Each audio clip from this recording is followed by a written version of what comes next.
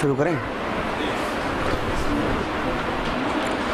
بسم اللہ الرحمن الرحیم الحمدللہ رب العالمین وبہ نستعین وصلی اللہ وسلم علی سید الانبیاء والمرسلین وعلی آلہ واصحابہ اجمعین ومن تبعہم بإحسان الی یوم الدین. اما بعد، ہمارا موضوع چل رہا تھا علم و تنظیم القرآن سے متعلق. علم و تنظیم القرآن یعنی وہ ان معلومات کا وہ معلومات جو قرآن مجید کو دھیرے دھیرے کر کے نازل کیے جانے سے متعلق ہیں.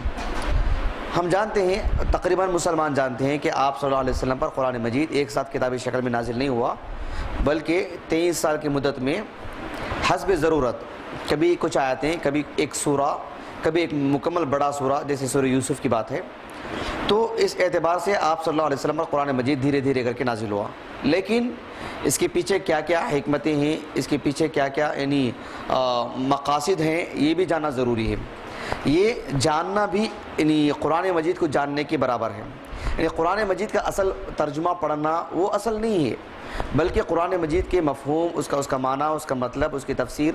جب اس کی تفسیر پڑھیں گے، یہ علم کو چھوڑ کر کے قرآن مجید دھیرے دھیرے کر کے نازل ہوا، اس نقطے کو چھوڑ کر کے اگر قرآن مجید کی تفسیر کو پڑھنے جائیں گے، بات سمجھ میں نہیں آئے گی. ایک مفسر کے اوپر یہ بات ضروری ہو جاتی ہے کہ وہ اس علم کو بھی اچھی طریقے سے جانے. اسی لیے آپ دیکھیں گے قرآن مجید کی جن علماء نے تفسیر بیان کی، اس بات کو جگہ جگہ بیان کرتے رہتے ہیں کہ ان آیتوں کا پس منظر یہ ہے، ایسا معاملہ ہوا تھا تو یہ آیتیں نازل ہوئی حسب ضرورت، وہ بتاتے رہتے جگہ جگہ پر. تو یہ ایک بہت اہم موضوع ہے. اس موضوع کو سمجھاتے ہوئے کہ اس میں کیا کیا مقاصد ہیں، کیا کیا حکمتیں ہیں، اس میں بطور ایک حکمت کے سب سے پہلی بات ہم لوگوں نے یہ پڑھا کہ اس کے ذریعے سے نبی کریم صلی اللہ علیہ وسلم کے دل کو مضبوط کرنا ہے. جیسے خود قرآن نے یہ فائدہ بیان کیا، خود قرآن مجید نے یہ فائدہ بیان کیا کہ لنثبت بہ فؤادک، کہ ہم آپ کے دل کو مضبوط کر دیں. یعنی اچانک کوئی معاملہ آتا ہے، اچانک کوئی حادثہ ہو جاتا ہے، آپ صلی اللہ علیہ وسلم ایک طرح سے ایک بحیثیت انسان ہونے کے پریشان رہتے ہیں، اور بہت جلد اس کا حل بھی نظر نہیں آتا ہے، وحی بھی نازل نہیں ہوتی ہے. ایسی صورت میں آپ صلی اللہ علیہ وسلم کو اچانک آپ پر وحی نازل ہوتی ہے اور آپ کو اس کا جواب دیا جاتا ہے، اس سالوں سے آپ کو خبر دے دی جاتی ہے، آپ کا دل مضبوط ہو جاتا ہے. جو قدرے قبل ذرا پہلے آپ صلی اللہ علیہ وسلم جو پریشان تھے اور آپ صلی اللہ علیہ وسلم جو ہے ایک تکلیف میں تھے، تو اس طرح کی آیاتوں کے ذریعے سے آپ صلی اللہ علیہ وسلم کو مضبوط کر دیا جاتا ہے. تو اس کے تعلق سے چند مثالیں ہم لوگ پڑھیں گے انشاءاللہ. سب سے پہلے یہ مثال پڑھ رہے ہیں کہ قرآن مجید میں ام المؤمنین عائشہ رضی اللہ عنہا کی برات اور ان کی پاک دامنی، ان کی عفت آمیز جو زندگی ہے، اس سے متعلق قرآن مجید میں جو آیتیں نازل ہوئی، ان آیتوں کو اگر میں آپ کو پہلے پڑھاتا تو اتنا اس قدر وہ باتیں سمجھ میں نہیں آئیں گی آپ کو. اگر یہ واقعہ پڑھ لینے کے بعد ایک مہینہ کیا گزری ام المؤمنین عائشہ پر رضی اللہ عنہا، خود پیارے رسول صلی اللہ علیہ وسلم پر بحیثیت رسول ہونے کے اور ان کے گھر کا معاملہ، ان کے اپنی اہلیہ کا معاملہ، تو آپ صلی اللہ علیہ وسلم پر کس قدر تکلیف ہوئی آپ کو، آپ کے صحابہ کو، آپ کے چہیتوں کو. ایسے میں ان آیتوں کا نازل ہونا ایک ماہ بعد کتنی مضبوطی ملی ہوگی آپ کو، کس قدر خوش ہوئے ہوں گے آپ، یہ وہ واقعی جو ہے وہ جاننا ضروری ہے. حتیٰ کہ میں اور آپ پڑھ رہے ہیں، ہم کو معلوم ہے کہ قرآن ابھی فی الحال مرتب ہے، ترتیب دیا جا چکا ہے، ایک کتابی شکل میں ہے. اس کے باوجود بھی اس واقعے کو پڑھ کر کے اگر ہم ان آیتوں کو پڑھیں گے، ایسے معلوم ہوگا وہ آیتیں فی الحال نازل ہو رہے ہیں، ابھی جسٹ ایسے معلوم ہوگا. حتیٰ کہ آپ کو پتہ نہیں، اندازہ ہے نہیں اس کا کتنا تجربہ ہے. یعنی اللہ کے خاص فضل و کرم سے مجھے اس کا بہت تجربہ ہے، اور بالخصوص ہمارے اگر عبد الواحد بھائی وغیرہ ہوتے تو بہت اچھا ہوتا. ایسے ہمارے ساتھ بہت سارے حادثات پیش آئے کہ میں بر وقت کوئی معاملہ ہوا ہوتا اور ان کے سامنے وہ آیتیں پڑھی جاتی، ایسے معلوم ہوتا کہ فی الحال آیتیں نازل ہو رہی ہیں فی الحال. اس کے لیے ضروری ہے کہ ہمارا تعلق ہو قرآن سے. ایسے بے شمار مثالیں دیے جا سکتے ہیں، حتیٰ کہ پورا سال اسی پہ گزارا جا سکتا ہے صرف اس ایک مسئلے کو پڑھنے کے لیے. لیکن ہم برائے قدر ضرورت کے بقدر ہم لوگ مثالیں پڑھیں گے، دوسری حکمت لیں گے، اس کے تعلق سے مثالیں پڑھیں گے، پھر آپ کو جگہ جگہ اس طرح کی مثالیں ملتی رہیں گی انشاءاللہ. تو یہ جو حدیث ہے ام المؤمنین عائشہ رضی اللہ عنہا کا، اس کو واقعہ افک کہا جاتا ہے. کیا کہا جاتا ہے؟ واقعہ افک. جی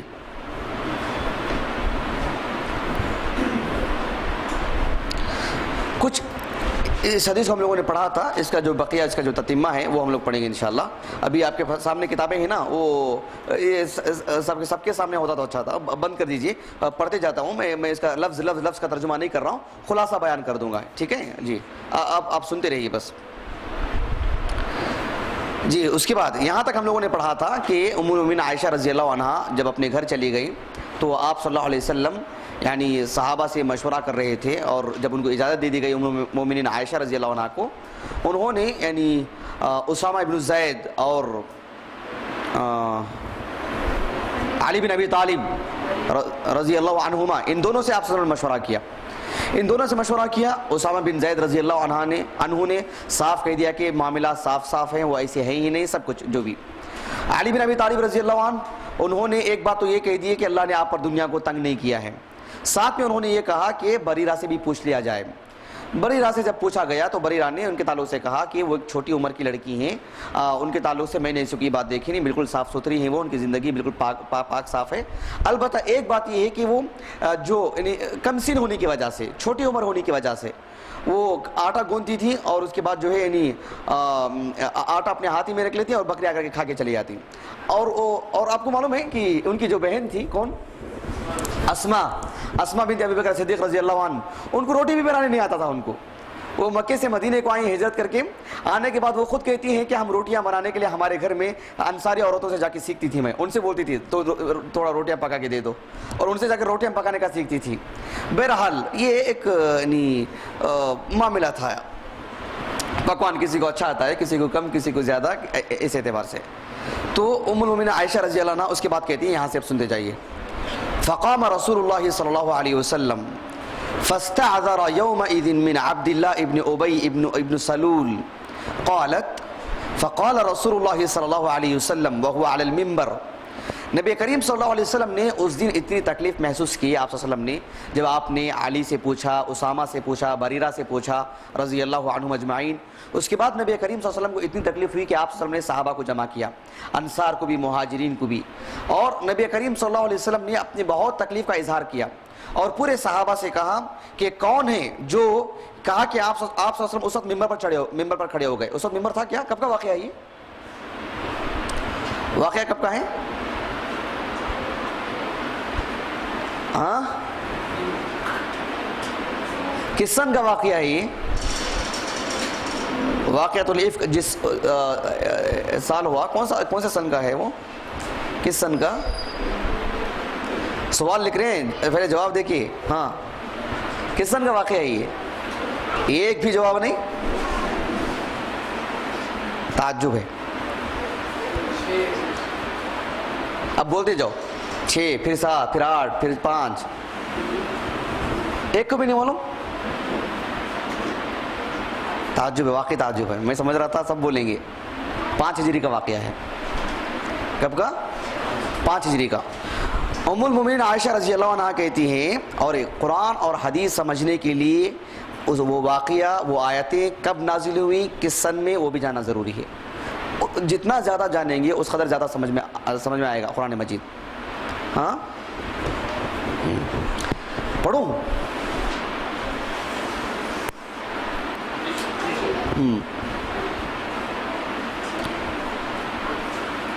اچھا، نبی کریم صلی اللہ علیہ وسلم ممبر پر کھڑے ہو گئے جی۔ اس وقت ممبر تھا کیا 5 ہجری کو؟ ممبر کب بنایا گیا؟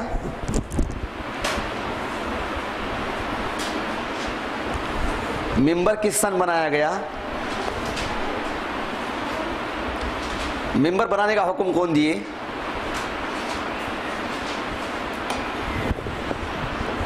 نہیں معلوم ہے؟ آپ صلی اللہ علیہ وسلم نیچے کھڑے ہو کر کے خطبہ دیا کرتے تھے۔ ایک کھجور کا تنا تھا اور اس پر ٹیک لگا کر کے نبی کریم صلی اللہ علیہ وسلم خطبہ دیا کرتے تھے، اور جب مکہ سے مدینہ آئے تبھی یہ سب سارے چیزیں ہوا کرتی تھیں۔ لیکن دھیرے دھیرے مسلمانوں کی آبادی بڑھتی گئی اور مسلمان خوب یہاں سے وہاں سے باہر سے بھی آنے لگے، خود مدینے کے گرد و نواح کے جو لوگ تھے وہ بھی مسلمان ہونے لگے۔ تو خیبر سے جب واپسی کے بعد، خیبر کب ہوا تھا؟ 7 ہجری کو۔ 7 ہجری کو خیبر کا واقعہ ہوا تھا، خیبر کا جو غزوہ تھا۔ اس کے بعد مسلمان اور زیادہ ہو گئے، وہاں کے جو حبشہ کے مسلمان تھے وہ بھی آ گئے، یمن سے بہت سارے مسلمان آئے، ابو ہریرہ رضی اللہ عنہ، ان کی بہت بڑی جماعت آئی، 200 گھر مسلمان ہوئے تھے، بہت بڑی تعداد میں لوگ مسلمان ہو کر کے مدینہ آئے۔ تو جو مسجد نبوی بھی 7 ہجری کو بڑی، نبی کریم صلی اللہ علیہ وسلم ہی ہیں سب سے پہلے مسجد نبوی کی توسیع کی۔ آپ صلی اللہ علیہ وسلم جو مدینہ آنے کے بعد سب سے پہلے جو مسجد بنائے تھے نا، یعنی مسجد نبوی، اس کے بعد 7 ہجری کو مسجد نبوی کی توسیع ہوئی، کچھ بڑی ہوئی مسجد نبوی، آگے کا حصہ، یعنی پچھلا جو حصہ ہے، خود اللہ کے رسول صلی اللہ علیہ وسلم سب سے پہلے مسجد نبوی کو توسیع کی، اس کی توسیع کی 7 ہجری کو۔ مسلمان بہت زیادہ ہو گئے تھے اس وقت کی جو مسجد نبوی ہے، آپ صلی اللہ علیہ وسلم کے زمانے کی، کم و بیش ہمارے حقانی بھی بتلا سکتے ہیں، یعنی یوں سمجھ لیجیے کہ ہماری جتنی مسجد ہے لمبائی میں اگر دیکھا جائے تو اس کے 3 کرنا چاہیے، ایک پھر اس کے بعد اللہ کے رسول کے زمانے میں صلی اللہ علیہ وسلم کم از کم اس کا 3 حصہ آگے کا لمبا، اس کا جو چوڑائی ہے یہ بھی کم از کم 2 اس کا یا 2.5، یعنی پھر اس کے برابر کا حصہ، پھر اس کا مزید آدھا کرنا چاہیے۔ اتنی چوڑائی کے اعتبار سے اتنی چوڑی مسجد اللہ کے رسول کے زمانے کی بات کر رہا ہوں صلی اللہ علیہ وسلم۔ آپ صلی اللہ علیہ وسلم جب خطبہ دیا کرتے تھے، اس لیے کہ آپ صلی اللہ علیہ وسلم کا جو محراب فی الحال کا ہے جہاں آپ کھڑے ہو کر خطبہ دیا کرتے تھے، وہ محراب خود جو ہے اس کا حصہ کافی بڑا ہے، ادھر کا اور ادھر کا کافی بڑی ہے مسجد نبوی، اللہ کے رسول کے زمانے کی بات کر رہا ہوں میں صلی اللہ علیہ وسلم۔ تو مجمع زیادہ ہو گیا۔ تمیم داری رضی اللہ عنہ، کون؟ تمیم ابن اوس الداری رضی اللہ عنہ، یمنی تھے، وہ یمن کے تھے، دجال کے پاس جا کر کے آئے، دجال سے ملاقات کر کے واپس آنے کے بعد 7 ہجری میں آئے اور آ کر کے انہوں نے اسلام قبول کیا۔ 7 ہجری کے بعد تمیم داری رضی اللہ عنہ اسلام قبول کر لینے کے بعد سب کچھ ہوا، نبی کریم صلی اللہ علیہ وسلم کو انہوں نے مشورہ دیا کہ اے اللہ کے رسول، ابھی لوگ زیادہ ہیں اور آپ جو ہے تھوڑا نمایاں ہو جائیں، تھوڑا آپ اوپر ہو جائیں، سب کو دکھائی دیں، سب کو آپ دیکھ سکیں اور سب آپ کو دیکھ سکیں۔ تو انہوں نے جب کہا تو یعنی مسجد نبوی کے قبلے کا جو حصہ ہے، آج کے اعتبار سے مسجد نبوی کا جو صحن ہے نا، صحن وہاں آ چکا ہے۔ ابھی وہاں ایک قبیلہ آباد تھا بنو نجار، جس کے انس بن مالک رضی اللہ عنہ، ام سلیم وغیرہ سب اسی قبیلے میں وہیں آباد تھے۔ وہ ان کے اس میں ایک شخص تھا جو نجار، وہ بھی صحابی ہیں، وہ عام قسم کے عام آدمی تھے، وہ جو نجار تھے، لکڑیوں کا کام کیا کرتے تھے، کارپینٹر بول سکتے ہیں آج کی زبان میں۔ تو ان سے کہا گیا، تو وہ اصل میں خاتون تھی، خاتون نے اپنے غلام سے کہا، تو جب ممبر بنایا گیا تو اس وقت جو ہی ممبر لایا گیا مسجد نبوی کے اندر 9 ہجری کو۔ ممبر کب بنایا گیا؟ 9 ہجری میں۔ تو ممبر کا ایک لفظی معنی ہے، ایک اصطلاحی معنی ہے۔ ممبر کا جو لفظی معنی ہے وہ کیا ہے؟ کوئی بھی چیز جو آدمی کو اوپر کر دے، جیسے یہ ہے، اگر میں اس کے اوپر کھڑا ہو جاؤں تو یہ ممبر ہو جائے گا، لفظی زبان، لفظی معنی میں۔ ایک چھوٹا سا پتھر ہے، اس کے اوپر میں کھڑے ہو کر کے کچھ بولوں، وہ پتھر ممبر ہو جائے گا لفظی معنی میں، یعنی اس کے اصل معنی میں۔ لیکن شرعی معنی میں، اصطلاحی معنی میں، ممبر وہ جو 3 سیڑھیوں کا بنایا گیا جو آپ صلی اللہ علیہ وسلم نے خطبہ دینے کے لیے استعمال فرمائے وغیرہ، وہ 9 ہجری کو۔ ورنہ ممبر کا جو لفظ ہے آپ کو بہت پہلے سے، حتیٰ کہ تمیم داری رضی اللہ عنہ جب مدینے کو آئے اور آ کر کے مسلمان ہوئے اور آپ صلی اللہ علیہ وسلم کو دجال کے بارے میں پوری کیفیت بیان کی ہے، صحیح مسلم کی حدیث ہے، فاطمہ بنت قیس رضی اللہ عنہا وہ کہتی ہیں کہ آپ صلی اللہ علیہ وسلم مسجد نبوی میں زور سے اذان دی گئی اور لوگوں کو بلایا گیا کہ الصلاۃ جامعہ، یہ لوگ جمع ہو جاؤ، سارے لوگ جمع ہو گئے، ہم مسجد نبوی کے اندر تھے۔ آپ صلی اللہ علیہ وسلم مسجد نبوی میں داخل ہوئے، خوش تھے، سیدھے آ کے ممبر پر بیٹھ گئے آپ۔ اس وقت بھی ممبر کا لفظ آیا ہے، جبکہ ممبر بنا ہی نہیں تھا، ممبر 9 ہجری کو بنا ہے۔ تمیم داری رضی اللہ عنہ تبھی آئے تھے۔ تو یہ 5 ہجری کا واقعہ ہے، اس میں بھی ممبر کا لفظ ہے۔ 2 ہجری کا واقعہ جس میں غزوہ احد، آپ صلی اللہ علیہ وسلم غزوہ احد کے بعد واپس آئے، ممبر نبوی پر چڑھے کر کے لفظ آتا ہے، تو وہ ممبر نہیں ہے، وہ ایک بلند جگہ کا نام ہے۔ ورنہ ممبر شرعی معنی میں 9 ہجری میں وجود میں آیا۔ بات سمجھ میں آ گیا آپ کو اچھے سے؟ ہاں جی۔ نبی کریم صلی اللہ علیہ وسلم ممبر پر چڑھ کر کے کھڑے ہو گئے۔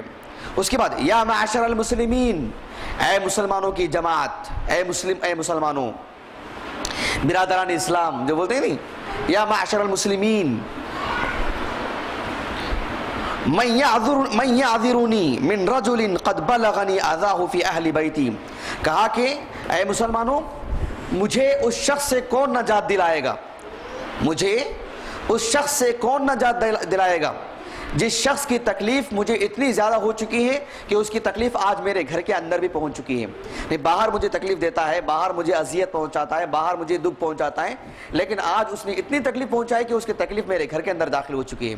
پھر اس کے بعد نبی کریم صلی اللہ علیہ وسلم نے فرمایا فواللہ, اللہ کی قسم, ما علمت علی اہلی الا بخیرا, کہ میرے گھر میں الا خیرا, میرے اہلیہ میری بیوی سے متعلق سوائے خیر اور بھلائی کے اور کوئی چیز میں نہیں جانتا. ام المؤمنین عائشہ کی بات کر رہے ہیں رضی اللہ عنہا. وَلَقَدْ ذَكَرُوا رَجُلًا, اور انہوں نے ام المؤمنین عائشہ رضی اللہ عنہا کے ساتھ جس مسلمان کو, جس مرد کو انہوں نے متہم ٹھہرایا ہے, وہ کون تھے؟ صفوان ابن معطل السلمی رضی اللہ عنہ, ان کو بھی انہوں نے متہم کیا. اور میں تو یہ سمجھتا ہوں کہ ما علمت علیہ الا خیرا, وہ شخص بھی سوائے خیر سے متعلق اور کوئی بات میں نہیں جانتا. ان کے تعلق سے صفائی کر دیے. اس کے بعد آپ صلی اللہ علیہ وسلم نے فرمایا وما كان يدخل على اهلي الا معي, وہ جب بھی میرے گھر میں آئے ہیں اسی وقت میرے گھر میں آئے ہیں جب میں داخل ہوا ہوں, میرے ساتھ ہی آئے ہیں, میرے ساتھ ہی میرے سامنے واپس نکل کے گئے ہیں. کبھی ایسا نہیں ہوا کہ میری غیر موجودگی میں وہ میرے گھر آئے ہوں. فقام سعد بن معاذ الانصاری رضی اللہ عنہ, سعد رضی اللہ عنہ, سعد بن معاذ خزرج کے تھے, اوس کے تھے؟ ہاں اوس کے تھے, خزرج کے تھے, وہ خزرج کے تھے. اچھا آپ کو بتلا دوں کون کون گئے ہیں یعنی حج عمرے کے لیے مسجد نبوی, تاکہ میں بتلا دوں کہ یہ کہاں کے ہیں, کون کون گئے ہیں. ہاتھ اٹھائیے, ماشاء کوئی ریاکاری نہیں ہے. ہاں جی, تاکہ معاملہ سمجھنے میں آسانی ہوگی. مسجد نبوی سے باہر نکلتے ہیں, مسجد نبوی سے باہر نکلتے ہیں, اس کا جو مین گیٹ ہے, مین گیٹ سے نکل کر کے دائیں جانب ایسے نکل جانا. نکل کر کے جب ایسے جانے لگے, مسجد امام بخاری معلوم ہے, مسجد امام بخاری سے آگے پیچھے کا جو پورا حصہ ہے وہ بنو الاشہل, اس علاقے کا نام کیا ہے؟ بنو الاشہل. آج تو وہاں پر جو ہے باقاعدہ بورڈ لگایا گیا ہے, حی بنو الاشہل, یعنی بنو الاشہل کا علاقہ. بنو الاشہل وہ علاقہ ہے جہاں کے سعد بن معاذ ہیں رضی اللہ عنہ. جب اللہ کے رسول صلی اللہ علیہ وسلم مکے میں تھے تو آپ صلی اللہ علیہ وسلم نے مدینے میں جو مسلمان تھے ان کی تعلیم, ان کی تربیت کے لیے کس کو بھیجا تھا؟ مصعب بن عمیر رضی اللہ عنہ کو. مصعب بن عمیر رضی اللہ عنہ سب سے پہلے اسی علاقے کو آئے تھے, بنو الاشہل. وہاں کے سعد بن معاذ رضی اللہ عنہ وہ دائیں جانب ہو گیا. مسجد نبوی سے نکل کر کے اگر آپ بائیں جانب جانے لگے, بالکل مسجد نبوی کا کنارہ, بلکہ مسجد نبوی کا آخری کی جو باؤنڈری ہے وہ پورا علاقہ وہ بنو دار کے نام سے, جس کے سعد بن معاذ, سعد بن عبادہ, کون ہے؟ سعد بن عبادہ رضی اللہ عنہ, ثقیفہ بنی ساعدہ, بنو ساعدہ وہاں رہتے تھے. کون رہتے تھے؟ بنو ساعدہ وہاں رہتے تھے, جہاں کے سعد بن عبادہ تھے, وہاں کے خزرج کے لیڈر تھے, وہ پورے خزرج کے سردار. ابھی مسجد نبوی سے آپ بائیں جانب ہو جائیں گے, آخری سے نکل کر کے وہاں پر ایک باقاعدہ باغ بنایا گیا ہے جہاں ابوبکر صدیق رضی اللہ عنہ کے ہاتھ پر بیعت لی گئی تھی. تو وہیں پر تھے سعد بن عبادہ رضی اللہ عنہ. دائیں جانب جائیں گے تو سعد بن معاذ, جو اوس خزرج کے لوگ رہا کرتے تھے, اوس کے لوگ رہا کرتے تھے, اور بائیں جانب جائیں تو پھر خزرج کے لوگ رہا کرتے تھے. جی آپ کس قبیلے سے بول رہے تھے؟ وہ اوس کے. احسن, میں غلطی کیا, میں حسن جو ہے وہ صحیح کہیں, اوس کے ہیں وہ. جی بارک اللہ فیکم, جزاک اللہ خیرا, آپ کے لیے خصوصی انعام دیا جائے گا انشاءاللہ. جی ہاں غلطی ہو گئی. جی اس کے بعد فقام سعد بن معاذ الانصاری رضی اللہ عنہ, سعد بن معاذ رضی اللہ عنہ اٹھ کے کھڑے ہو گئے. اٹھ کے کھڑے ہونے کے بعد انہوں نے کہا یا رسول اللہ, اے اللہ کے رسول صلی اللہ علیہ وسلم, انا اعذرک منہ, اس سے میں آپ کو گویا کہ آپ کا جو عذر ہے میں پورا کروں گا, یعنی آپ کی جو تکلیف ہے میں اسے جو ختم کروں گا. اس کے بعد انہوں نے کہا ان کان من الاوس ضربنا عنقہ, اگر وہ اوس قبیلے سے, میرے قبیلے سے ہوتے نا, کبھی کے ختم کر دیا ہوتا میں اس کو, کبھی کے قتل کر دیا ہوتا. وان کان من اخواننا من الخزرج امرتنا ففعلنا امرک, اگر وہ ہمارے بھائیوں کے قبیلے سے ہے, وہ خزرج کے, عبداللہ بن ابی منافقین کا سردار خزرج کے قبیلے سے تھا, وہ ان کے قبیلے سے, لیکن میرے قبیلے سے ہوتا تو آپ سے اجازت بھی نہیں مانگتا, ابھی کا ابھی قتل کر دیتا. ان کے قبیلے سے ہیں, آپ حکم دیجئے ابھی کا ابھی قتل کر دیتا ہوں اس کو, سعد بن معاذ رضی اللہ عنہ. تو اس کے بعد کیا ہوا, اچانک کیا ہوا؟ قالت ام المؤمنین عائشہ رضی اللہ عنہ وہ کہتی ہیں فقام سعد بن عبادہ, سعد بن عبادہ کھڑے ہو گئے, وہو سید الخزرج, اور وہ خزرج کے سردار تھے. وکان قبل ذلك رجلا صالحا, ولیکن احتملتہ الحمیہ، وہ اب تک تو بڑے اچھے صالح اور بڑے پارسا آدمی تھے، لیکن اچانک ایک غیرت پیدا ہو گئی ان کے اندر، ان کے قبیلے کی حمیت پیدا ہو گئی. وہ کھڑے ہو گئے اور کھڑے ہو کر کے کہنے لگے سعد بن معاذ رضی اللہ عنہ سے، کذبت، تم نے جھوٹ کہا ہے سعد بن معاذ سے. لعمر اللہ، یہ ایک اسلوب ہے، اللہ کی قسم، قرآن مجید میں بھی یہ اسلوب اختیار کیا گیا ہے سورہ حجر کے اندر. وَلَعَمْرُكَ، قرآن مجید میں بھی یہ اسلوب. انہوں نے کہا کہ لعمر اللہ، اللہ تعالیٰ کی قسم، لا تقتلہ ولا تقدر علی قتل، تم اسے نہ قتل کر سکتے ہیں نہ قتل کرنے پر طاقت رکھتے ہیں، کچھ نہیں کر سکتے تم، یعنی ہمارے قبیلے کا آدمی ہے وہ. فقام اسید بن حضیر رضی اللہ عنہ، اسید بن حضیر رضی اللہ عنہ یہ بھی بنو الاشہل سے تھے، سعد بن معاذ رضی اللہ عنہ ان کے چچیرے بھائی بھی تھے، انہی کے قبیلے سے بھی تھے. وہ فوراً کھڑے ہو گئے. وہو ابن عم سعد، فقال لسعد بن عبادہ، سعد بن عبادہ سے کہنے لگے کذبت لعمر اللہ لنقتلنہ فإنک منافق تجادل عن المنافقین، اللہ کی قسم ہم اسے بھی قتل کریں گے اور تمہارے ساتھ بھی، اس لیے کہ تم منافق ہو چکے ہیں اور تم منافقوں کے تعلق سے جھگڑتے ہو، منافقوں کی طرفداری کرتے ہو. اس کے بعد کیا ہوا؟ فتثابر الحیان، الحیان حیون قبیلے کو بولتے ہیں، حیان دو قبیلے، دونوں قبیلوں میں ایک طرح کی جو ہے یعنی لڑائی زور پکڑ دی گئی، قریب تھا کہ دونوں میں لڑائی ہو جائے، الاوس والخزرج. حتی ہموا ان یقتتلوا، یہاں تک کہ قریب تھا کہ دونوں آپس میں لڑ لیں، ایک دوسرے کو قتل کرنے لگ جائیں. ورسول اللہ صلی اللہ علیہ وسلم قائم علی المنبر، اور آپ صلی اللہ علیہ وسلم پورا منظر دیکھ رہے ہیں اور آپ ممبر ہی پر کھڑے ہوئے ہیں. فلم یزل رسول اللہ صلی اللہ علیہ وسلم یخفضهم حتی سکتوا وسکت، آپ صلی اللہ علیہ وسلم برابر خاموش رہو، بات چیت مت کرو، آواز مت کرو، لڑائی مت کرو، یہ مت کرو، برابر بولتے جا رہے تھے یہاں تک کہ سب خاموش ہو گئے، آپ بھی خاموش ہو گئے.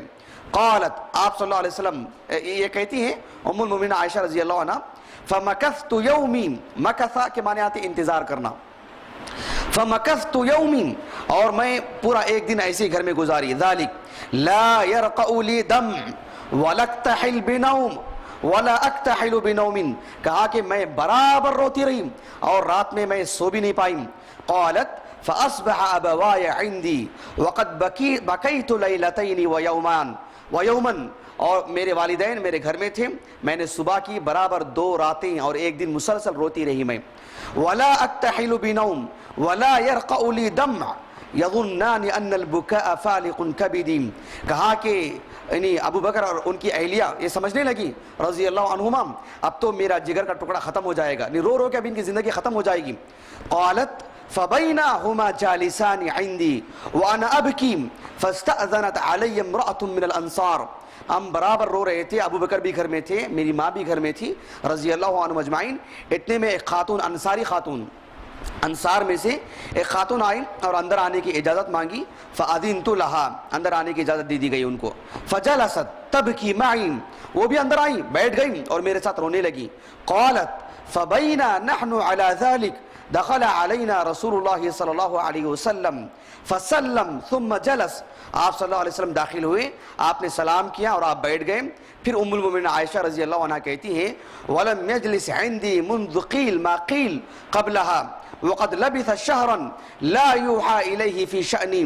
قالت، آپ صلی اللہ علیہ وسلم میرے پاس بیٹھ گئے اور جو کچھ ہوتا رہا، انہوں نے کیا کہا، وہ کیا کہہ رہے، یہی بات چیت ہو رہی تھی اور یہی باتیں سب ہو رہی تھی اور میرے تعلق سے برات نازل ہو ہی نہیں رہی تھی. 1 مہینہ گزر گیا. اس کے بعد کیا ہوا؟ فتشہد رسول اللہ صلی اللہ علیہ وسلم حین جلس ثم قال، آپ صلی اللہ علیہ وسلم نے یعنی اشہد اللہ الہ الا اللہ واشہد ان محمد عبدہ ورسولہ، خطبہ حاجہ جو ہوتا نا، یعنی اللہ سبحانہ وتعالیٰ کی حمد و ثنا انہوں نے بیان کی آپ صلی اللہ علیہ وسلم نے. اس کے بعد آپ نے فرمایا اما بعد، یہ عربوں کا اسلوب ہے. اللہ کے رسول صلی اللہ علیہ وسلم کے نبی بنائے جانے سے قبل بھی وہاں کے جو خطبات خطیب لوگ تھے اللہ کی تعریف کرنے کے بعد اما بعد کہا کرتے تھے. تو آپ صلی اللہ علیہ وسلم نے اللہ تعالیٰ کی تعریف بیان کی اور کہا اما بعد یا عائشہ فَإِنَّهُ قَدْ بَلَغَنِي عَنْكِ كَذَا. اللہ اکبر.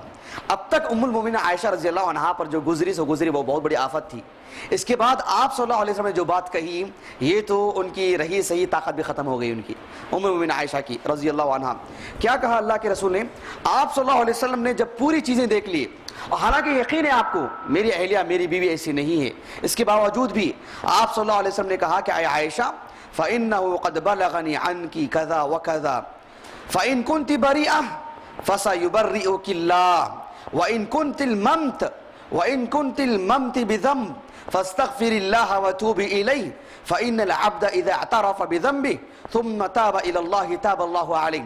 کہا کہ دیکھو عائشہ، تمہارے تعلق سے اگر تم بے گناہ ہو اور تمہارے اوپر کوئی گناہ نہیں، کوئی تم نے اثم اور گناہ کا کام نہیں کیا، اللہ ضرور تمہاری برات بیان کرے گا. تمہیں پاک صاف ہے، تمہاری تعلق سے برات بیان کر دے گا اور واضح ہو جائے گی بات. ہاں اگر تم بحیثیت انسان ہونے کے تم سے ایسی بات ہو چکی ہے، ایسی غلطی تم سے سرزد ہو چکی ہے، اللہ سے توبہ کر لو. تم توبہ کرو گے اللہ کسی بھی بندے کی توبہ کو قبول کرے گا. گویا کہ یہ بات بہت بڑی ایک ضرب لگی ان کو، بہت بڑی مار لگی عائشہ رضی اللہ عنہا کو. قالت، پھر وہ کہتی ہیں فلما قضى رسول الله صلی اللہ علیہ وسلم مقالته قلص دمعي حتى ما احس منه قطرة. آپ صلی اللہ علیہ وسلم چلے گئے، اس کے بعد میں روتی رہی، پھر رونے کے لیے قطرہ آنسو بھی نہیں تھا میری آنکھوں میں، اتنا رو گئی ہوں ایک قطرہ آنسو بھی نہیں تھا. پھر اس کے بعد فقلت لأبی، میں نے اپنے والد ابو بکر صدیق سے کہا رضی اللہ عنہ عجب رسول اللہ صلی اللہ علیہ وسلم فیما قال، کہا کہ ابا جان کب تک آپ بھی خاموش رہتے ہیں، جا کے بولو اللہ کے رسول سے کہ میں کتنی پاک باز ہوں، میرے سے کچھ گناہ نہیں ہوا، میرے تعلق سے جا کے بات تو کر کے آؤں. قال واللہ ما ادری ما اقول لرسول اللہ صلی اللہ علیہ وسلم. ابو بکر صدیق رضی اللہ عنہ نے کہا میں نہیں جانتا، میں نہیں سمجھتا کہ اللہ کے رسول سے میں کیا بات چیت کروں. آپ کو اندازہ ہونا چاہیے حدیث پڑھتے وقت ٹھہر کے سمجھ کے پڑھنا. یہ ابو بکر ہیں رضی اللہ عنہ. آپ صلی اللہ علیہ وسلم پر سب سے زیادہ احسان پوری دنیا کے لوگوں میں انہوں نے کیا ہے، پورے مسلمانوں میں سب کے احسانات ایک پڑھنے میں، ابو بکر صدیق کا احسان ایک پڑھنے میں رضی اللہ عنہ. سمجھ میں آ رہی بات آپ کو؟ اتنے عظیم انسان، شروع دن سے آپ پر احسان، ہر اعتبار سے آپ کا معاملہ صاف رکھا. اللہ کے رسول صلی اللہ علیہ وسلم نے کہا کہ اللہ کی قسم میرے اوپر سب سے بڑا احسان ابو بکر کا ہے. پھر اس کے بعد آپ صلی اللہ علیہ وسلم نے فرمایا اللہ تعالیٰ نے ابراہیم خلیل کو اپنا دوست بنایا. آپ صلی اللہ علیہ وسلم نے فرمایا اگر اللہ سبحانہ و تعالیٰ نے ہمارے لیے ایمان عطا جو کیا ہے، ہم کو مومن بنایا، مسلمان بنایا، بحیثیت مسلمان ہونے کے رشتہ، ایمان کا رشتہ بڑا مضبوط رشتہ ہے. یہ رشتہ جو ہے نا اس سے بڑا کوئی رشتہ نہیں. اگر یہ رشتہ نہیں ہوتا تو میں ابو بکر کو اپنا خلیل بناتا، ابو بکر کو اپنا دوست بناتا میں، یعنی ابو بکر کے علاوہ کسی کو دوست نہیں بناتا. لیکن چونکہ ایمان کا رشتہ ہے، ایمان کا رشتہ ہونے کی وجہ سے وہ عام دوستی سے بڑھ گیا ہے رشتہ، وہ ایمان کا رشتہ. تو اس کے بعد ابو بکر صدیق رضی اللہ عنہ، دیکھیے ابو بکر صدیق رضی اللہ عنہ اتنے عظیم انسان، شروع دن سے اللہ کے رسول پر انہوں نے احسان کیا آپ صلی اللہ علیہ وسلم. لیکن ظاہر بات ہے ان کے سارے احسانات اللہ کے رسول کے احسان کے مقابلے میں کچھ نہیں کہ آپ نے وہ دعوت لے کر کے آئے کہ آپ کی دعوت قبول کرنے پر جنت ملی ان کو. نہیں تو پھر ابو بکر کس پر احسان کرے تو کچھ جنت ملنے والی تھی ان کو؟ نہیں. ابو بکر صدیق رضی اللہ عنہ اس قدر اسلام کے مددگار، اللہ کے رسول کے مددگار ہونے کے باوجود بھی ان کے گھر کا مسئلہ ہے، بیٹی کا مسئلہ، ان کی بیٹی کا مسئلہ ہے، اس کے باوجود بھی آج کے جیسے لوگ ہوتے ہیں اسلام پر ایک خرچہ کر دیے، مسجد والوں کی طرف سے کچھ بات ہو گئی پورا معاملہ جو بگڑا کے رکھ دیتے ہیں. ہم نے اتنا آسان کیا، یہ کیا وہ کیا، یہ سب کچھ کیا. ہاں میرے گھر کے تعلق سے میرے اوپر میرے تعلق سے گفتگو کر رہے ہیں، میرے بارے میں بات کر رہے ہیں، میں نے اتنا احسان کیا آپ پر. یقیناً میرا اور آپ کا مزاج ایسا ہے. ابو بکر صدیق رضی اللہ عنہ ان کے احسانات میں ان کی تواضع، ان کی انکساری، ان کی عظیم شخصیت ہونے کے لیے یہ بھی دلیل ہے. اس کے باوجود بھی کہا کہ اللہ کے رسول سے میں کیا کر سکتا ہوں، میں کیا بات کروں، میں جا کے کیا بات کروں. آپ صلی اللہ علیہ وسلم کے سب سے زیادہ قریب ہونے کے باوجود اللہ کے رسول کی ہیبت ان کے دل میں تھی، اللہ کے رسول صلی اللہ علیہ وسلم کی ہیبت ان کے دل میں تھی. اسی لیے نبی کریم صلی اللہ علیہ وسلم بڑے باکمال استاد تھے. آپ صلی اللہ علیہ وسلم صحابہ سے الگ تھلگ رہتے تھے کیا؟ ان کے ساتھ اٹھتے بیٹھتے، انہی کے ساتھ رہتے. لیکن جیسے عام طور پر دیکھا جاتا ہے ایک آدمی دوسرے آدمی کو پہلے دن کی ملاقات میں دور دور رہتے ہیں، آپ سے بات کرتے ہیں، اچھائی سے بات کرتے ہیں، عزت سے بات کرتے ہیں، ذرا سی دوستی ہو جائے، گھل مل گئے، پھر آرے جارے پر اتر آتے ہیں، پھر جو ہے نخرے باز ہو جاتے ہیں، پھر اس کے بعد ایک چھچورا بن جاتا ہے، کیسے معاملات نہیں کر لیتے دوستوں کے ساتھ. آپ صلی اللہ علیہ وسلم صحابہ کے ساتھ بحیثیت دوستوں کی طرح رہتے، قریب رہتے، ان کے ساتھ اٹھتے بیٹھتے، عام لوگوں کی طرح رہتے، لیکن ایک وقار کے ساتھ رہا کرتے تھے. بڑے باعزت انداز میں رہتے تھے. ابو بکر صدیق رضی اللہ عنہ اتنے قریبی ہونے کے باوجود ان کے دل میں ہیبت تھی اللہ کے رسول کی صلی اللہ علیہ وسلم. سمجھ رہے ہیں آپ؟ تو یہ بہت بڑی چیز ہوتی ہے. تو اس اعتبار سے آدمی کو اپنے وقار اور اپنی عزت کا خیال کرنا چاہیے. اس کا یہ مطلب نہیں کہ آدمی گھمنڈی بن جائے, مغرور ہو جائیں اور لوگوں سے الگ تلگ رہے, لوگوں سے ملنے جلنے پر یہ سمجھے کہ میری عزت گئی, ان سے ملوں گا تو میری عزت چلی جائے گی, عام لوگوں کے ساتھ اٹھوں گا بیٹھوں گا, میرا کوئی وقار, میری کوئی حیثیت, میرا کوئی معاملہ نہیں رہ جائے گا. غلط ہے, اس کے اندر تکبر ہے اس آدمی کے اندر. ہاں ایسا بھی نہیں کہ آدمی بالکل اپنے آپ کو کھلونا بنا دے لوگوں کا, لوگ اسے جیسے چاہیں اس کا استعمال کریں, لوگ نچواتے رہیں اس کو, ایسا نہیں ہونا چاہیے. آدمی لوگوں کے ساتھ مل جل کے رہے, گھل مل کے ساتھ رہیں, اپنی عزت اور اپنے وقار کا خود کو خیال رکھنا چاہیے. جو اپنی عزت کو اپنی عزت نہیں کر لیتا, جو اپنا خیال نہیں کر لیتا, لوگ اسے عزت نہیں دیتے. آدمی کو اپنی عزت کا خیال رکھنا چاہیے. وہ خود لوگوں کے سامنے بیچے اپنے آپ کو کہ میں کھلونا ہوں, خرید لو مجھے, تو لوگ لٹھوں کی طرح پھرائیں گے اس کو, کھلونا بن جائے گا وہ. آدمی کو اپنے بھرم کا خیال رکھنا چاہیے. آپ صلی اللہ علیہ وسلم کا معاملہ ایسا ہی تھا. آپ اس قدر قریب تھے لوگوں کے, لیکن بہت باعزت انداز میں. یہ اپنانا چاہیے ہم لوگوں کو. تو ابو بکر صدیق رضی اللہ عنہ نے کہا واللہ ما ادری ما اقول لرسول اللہ صلی اللہ علیہ وسلم, اللہ کی قسم اللہ کے رسول سے میں کیا بات چیت کروں, کیا جواب دوں, کیا کروں, مجھے کوئی بات سجھائی نہیں دے رہی. فقلت لأمی, میں نے اپنی ماں سے کہا کہ عجیبی رسول اللہ صلی اللہ علیہ وسلم, چلو آپ تو جا کے بات کروں. قالت ما ادری ما اقول لرسول اللہ صلی اللہ علیہ وسلم, معاملہ اللہ کے رسول کا ہے صلی اللہ علیہ وسلم. قالت قلت, میں نے خود کہا وانا جاریۃ حدیثۃ السن لا اقرأ كثيرا من القرآن انی واللہ لقد سمعتم هذا الحديث حتى استقر في انفسكم وصدقتم به فلئن قلت لكم انی بریئۃ واللہ يعلم انی بریئہ لا تصدقوننی بذلك ولئن اعترفت لكم بأمر الله والله يعلم أني منه بريئة لتصدقني والله ما أجد لكم مثلا إلا قول أبي يوسف قال فصبر جمیل واللہ المستعان علی ما تصفون. انہوں نے کہا میں تو چھوٹی ہوں, مجھے کچھ زیادہ معلومات نہیں ہے, البتہ قرآن میں نے بھی کچھ پڑھا ہے. دیکھیں ایسا ہونا چاہیے, آدمی کو قرآن مجید کا علم حاصل ہونا چاہیے اور اس کے مطابق اسے عمل کرنا چاہیے. مشکلات میں اللہ سبحانہ وتعالیٰ سے تعلق جوڑ کے رکھنا چاہیے. انہوں نے کہا کہ مجھے یوسف علیہ السلام کے والد, ان کے ابو جان یعقوب کا قصہ مجھے معلوم ہے علیہ السلام. ان پر بھی آفت آئی, پریشانیاں آئیں, پریشانیوں میں گر گئے تھے, لیکن انہوں نے کہا فصبر جمیل, یعنی انہوں نے اعلیٰ معیار کا صبر اختیار کیا. اور میری مثال تو ابو یوسف کی طرح ہے, یوسف کے والد یعقوب علیہ السلام, ان کی کنیت سے انہوں نے پکارا ابو یوسف, جبکہ ان کی کنیت ابو یوسف نہیں تھی. تو انہوں نے اس انداز میں کہا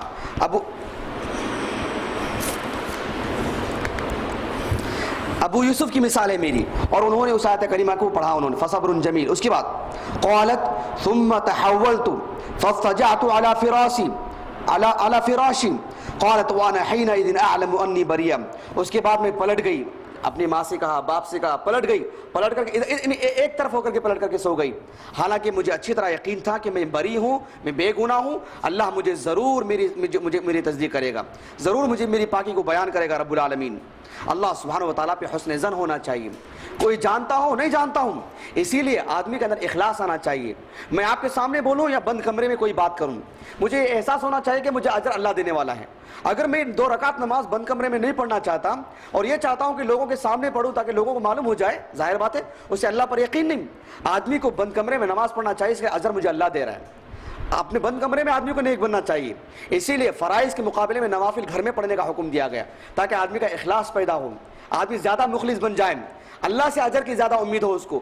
ورنہ مسجد میں بیٹھ کر کے نماز پڑھتا ہی رہے, فرض نماز نہیں, وہ تو وہیں پڑھنا چاہیے. تو اس اعتبار سے نیکیوں کو جتنا چھپا کے آدمی کرتا ہے, اللہ سبحانہ وتعالیٰ سے گویا کہ اس کا تعلق زیادہ ہو جاتا ہے. یہ اس بات کی دلیل ہوتی ہے. آدمی اپنی جتنی نیکیوں کو چھپاتا ہے, ہاں الا یہ کہ وہ نیکیاں جو دکھلانے میں ہی آتی ہیں. جو فرض نماز ہے اسے دکھلانا ہی پڑے گا, آپ کے اندر اخلاص ہونا ہو. میں مخلص ہوں کہ میرے اندر ریاکاری ہے, فرض نماز مجھے دکھا کے ہی پڑھنا پڑے گا.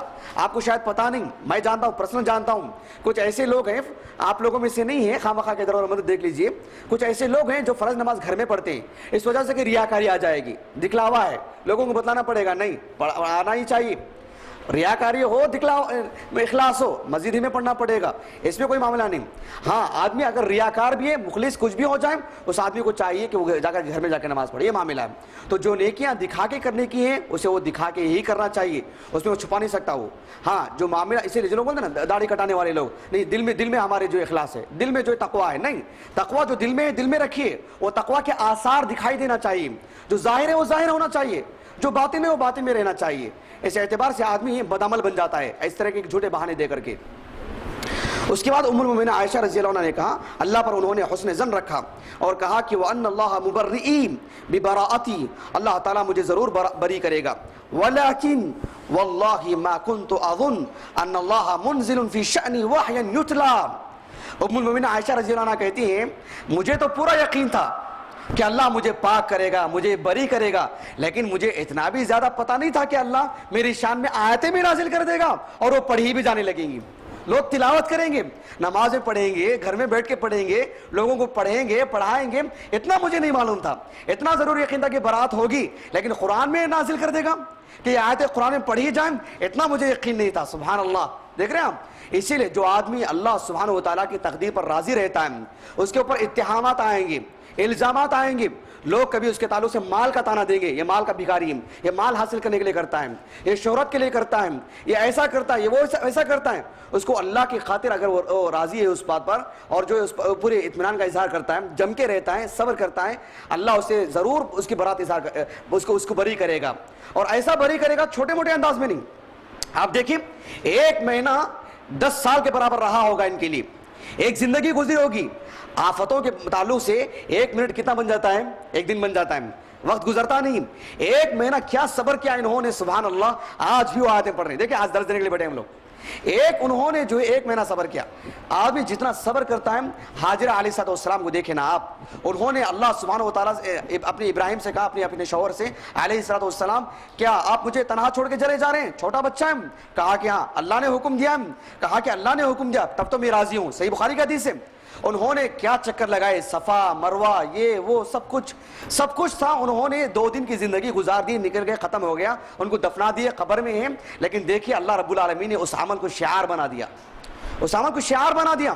آج عزت سے نام لیا جاتا ہے، آج قرآن کی تفسیروں میں ان کا نام آتا ہے، احادیث میں ان کا نام، اور برابر ان کے اس عمل کا بدلہ برابر دیا جا رہا ہے کہ نہیں؟ بولیے، آدمی کو اخلاص کے ساتھ ایک عمل بھی کر لیا جائے، اگر اس درس کے بعد میرا اور آپ کا انتقال ہو جائے، یعنی 100% مجھے اور آپ کو یقین رکھنا چاہیے کہ ہماری نجات ہے، اللہ ہمارے عمل کو ضائع نہیں کرے گا، اتنا یقین ہونا چاہیے۔ 1 مہینے کا صبر اگر وہ گلے شکوے کرتی، یہ کرتی، وہ کرتی، اللہ کے رسول سے اعتراض کرنے بیٹھتی، میرے تعلق سے یہ نہیں کیا، وہ نہیں کیا، ایسے شکوے شکایتیں کرتی اور اللہ تعالیٰ سے کرتے کہ کب میری برات ہوگی، وہی نازل آنا بند کیوں ہو گئی، اچانک کیوں بند ہو گئی، کیسے جو آخری وقت میں عین موقع پر دھوکہ دیا گیا ہے، دیکھو ایسے نفاق والی باتیں کرتی تو ان کی مذمت میں آیتیں نازل ہو جاتی۔ 1 مہینہ صبر کیا تو ان کی مدح میں آیتیں نازل ہو گئی، سبحان اللہ، دیکھ رہے ہیں ہم۔ اس کے بعد ام المؤمنین عائشہ رضی اللہ عنہ کہتی ہیں وَلَكِنْ كُنْتُ أَرْجُو أَنْ يَرَى رسول اللہ صلی اللہ علیہ وسلم فی النوم رؤیا یبرئنی اللہ، وقت کتنا ہے؟ 10 منٹ ہے، یبرئنی اللہ بہ، لیکن مجھے اس بات کی قوی امید تھی کہ اللہ کے رسول صلی اللہ علیہ وسلم پر وحی نازل ہوگی، آپ کو خواب میں بتلایا جائے گا کہ میں بری ہوں، اللہ مجھے میری معصومیت کو اللہ تعالیٰ واضح کرے گا۔ قالت فوالله ما رام رسول الله صلى الله عليه وسلم ولا خرج أحد من أهل البيت حتى أنزل عليه فأخذه ما كان يأخذه من البرحاء حتى إنه لا يتحدر منه مثل الجمان من العرق وهو في يوم شاب، یعنی بالکل سردی کا موسم تھا، سردی کا موسم تھا، آپ صلی اللہ علیہ وسلم پسینہ پوچھنے لگے، میں سمجھ گئی کہ آپ پر وحی نازل ہوئی ہے۔ یہ آپ پر وحی نازل ہونے کی کیفیت تھی وہ من ثقل القول الذي ينزل عليهم، جو وحی کے بہت سختی کے ساتھ نازل ہوا کرتی تھی۔ حافظ جلال الدین سیوطی، ہم علوم القرآن پڑھ رہے ہیں نا، انشاءاللہ آگے ہم لوگ پڑھیں گے علوم القرآن میں انشاءاللہ، کون سی آیتیں سردی کے موسم میں نازل ہوئی، کون سی آیتیں گرمی کے موسم میں، کون سی آیتیں گھر کے اندر، کون سی آیتیں گھر کے باہر، آپ کے گھر کے اندر صلی اللہ علیہ وسلم، کون سی آیتیں شہر میں، کون سی آیتیں شہر میں باہر، کون سی آیتیں حضر میں، کون سی آیتیں سفر میں، کون سی آیتیں رات میں، کون سی آیتیں دن میں۔ اس اعتبار سے انشاءاللہ ہم لوگ کافی تفصیل سے ہم لوگ پڑھیں گے علوم القرآن میں یہ سب ساری چیزیں۔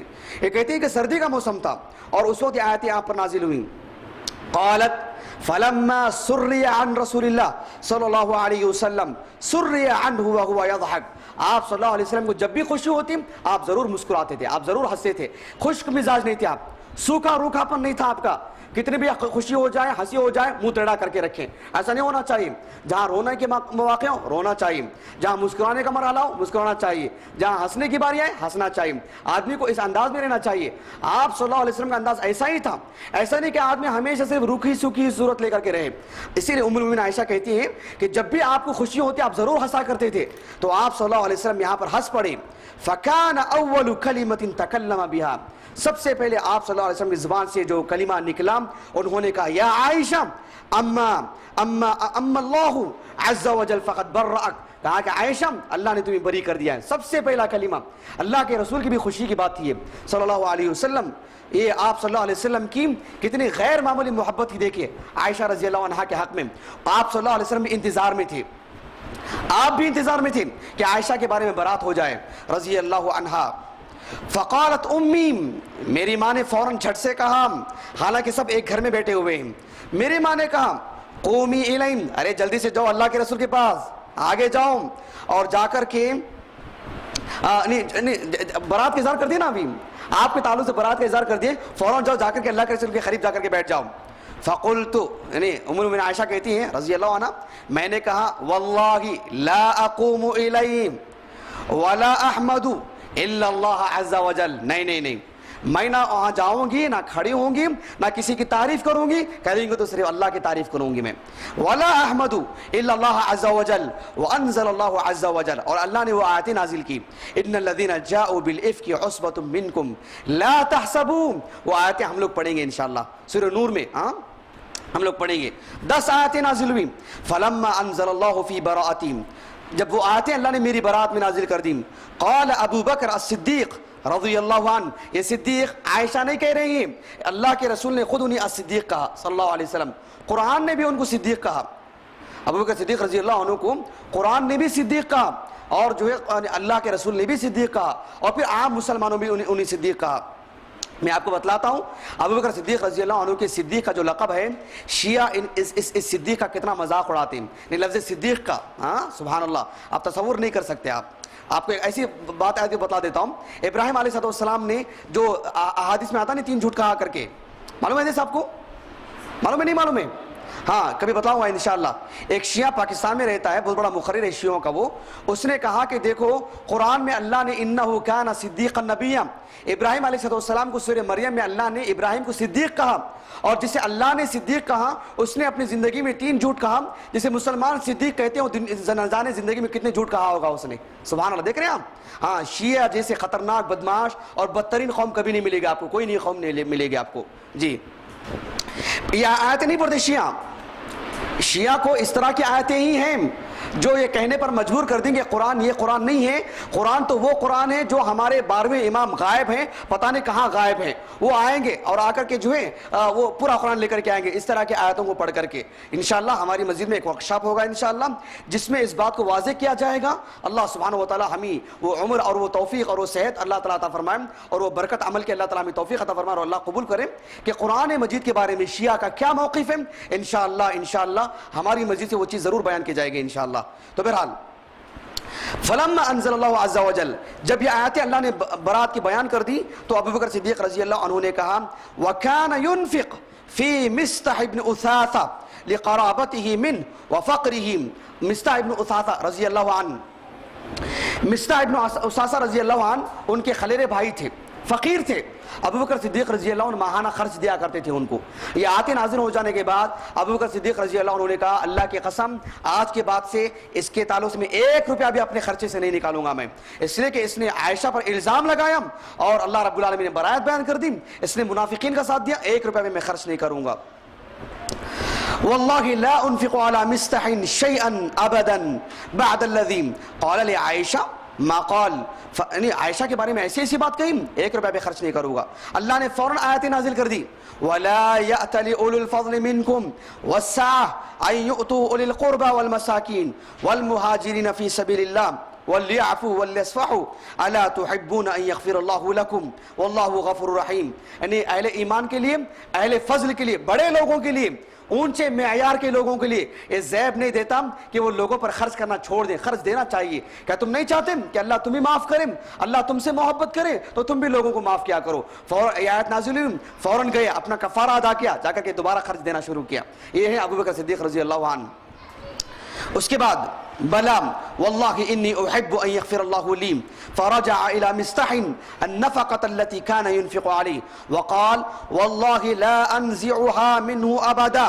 قالت عائشة وكان رسول الله صلى الله عليه وسلم يسأل زينب ابنة جحش عن أمر فقال يا زينب ماذا علمت أو رأيت؟ فقالت يا رسول الله صلى الله عليه وسلم أحمي سمعي وبصري ما علمت إلا خيرا. قالت وهي التي كانت تساميني من أزواج رسول الله صلى الله عليه وسلم فعصمها الله بالورع وطفقت اختها حمنة تحارب لها فهلكت في من هلك من اصحاب الافك. یعنی ام المؤمنین عائشہ رضی اللہ عنہ کہتی ہیں کہ آپ صلی اللہ علیہ وسلم اس وقت آپ کے جتنی بھی بیویاں تھیں، اس وقت کتنی بیویاں تھیں آپ کی؟ ایک الگ سوال. کتنی نہیں تھی؟ کون نہیں تھی اس وقت آپ کی بیویوں میں سے؟ نہیں، زینب بنت خزیمہ کا تو انتقال ہو چکا تھا رضی اللہ عنہ. کن سے اور شادی ہونا باقی تھا؟ کس کی شادی؟ میمونہ رضی اللہ عنہ اور صفیہ بنت حیی رضی اللہ عنہ اور زبردستی نہیں بولنا اور نہیں. ہاں اتنی ہاں جویریہ بنت حارث رضی اللہ عنہ. ان کی شادی کبھی معلوم ہے آپ کو؟ جی دیکھ کے بولنا آپ مجھے کل. ہاں زینب بنت جحش رضی اللہ عنہ ایک تو بڑی باکمال خاتون تھی، اخلاق کے اعتبار سے، فکر کے اعتبار سے پختہ عقل کی تھی اور خوبصورت بھی تھی، عالی اونچے خاندان کی بھی تھی. اور پورے بیویوں میں آپ صلی اللہ علیہ وسلم کی ام المؤمنین عائشہ رضی اللہ عنہا سے ٹکر میں یہ ایک ہی تھی ہر اعتبار سے. انہوں نے جب ان سے اللہ کے رسول نے پوچھا تھا صلی اللہ علیہ وسلم برات نازل ہونے سے پہلے کیا خیال ہے عائشہ کے بارے میں، انہوں نے کہا کہ اللہ کے رسول ان کے بارے میں صرف خیر جانتی ہوں اور کوئی بات نہیں جانتی. انہوں نے کہا کہ میری ٹکر کی ایک ہی تھی، لیکن ان کا تقوی، ان کی بلند اخلاق، اللہ سے ان کا خوف، اللہ سے ان کا ڈر، اس چیز نے ان کو اللہ کے توفیق سے بچ گئی.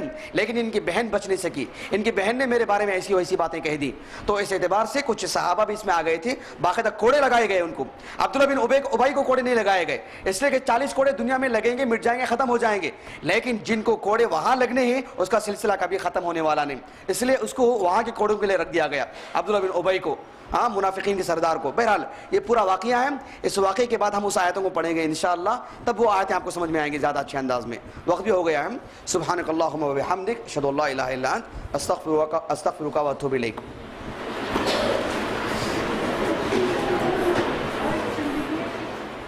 حسن